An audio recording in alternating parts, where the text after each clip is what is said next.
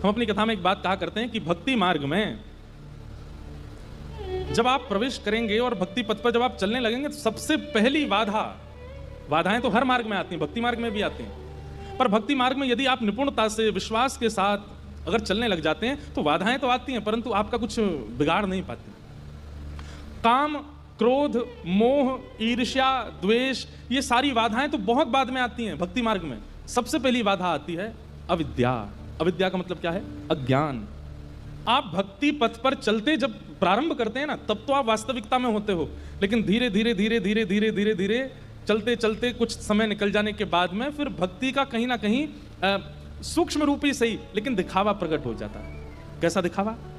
जब आप किसी गैर वैष्णव को देखते हो जो वैष्णव नहीं है, उसके सामने आपके मन में ये भावना आने लग जाती है, रोज तिलक लगाते हैं, 4 बजे तो उठ जाते हैं, बिस्तर छोड़ देते हैं, चाहे रात में 1 बजे सोए हों, रात को चाहे कितना विलंब हो जाए 10 बजे तक तो महाराज जी कथा करते हैं, उसके बाद हम लोग प्रसाद पाते हैं, घर जाते हैं 12 बज जाते हैं, सोते सोते रील देखते हैं 1-2 बज जाते हैं, लेकिन 4 बजे उठ जाते हैं सुबह। अब ये क्या है? ये एक सूक्ष्म अभिमान है आपको अपनी भक्ति का और आप उसको दिखावे के रूप में प्रस्तुत करने लगते हैं। ये अविद्या है, ये अज्ञान है। भक्ति का प्रचार नहीं होता, 2 चीजों का प्रचार नहीं होता है, एक तो भक्ति का और दूसरे प्रेम का। प्रेम का और भक्ति का आप जितना प्रचार करोगे ये उतना घटेंगे और अपने अवगुणों का जितना प्रचार करोगे ये उतने ज्यादा घटेंगे।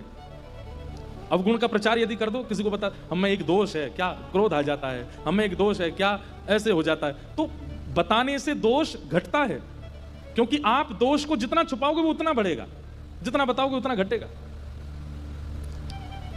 इसलिए भक्ति का प्रचार नहीं, वो प्रचार अज्ञान है, वही पूतना है।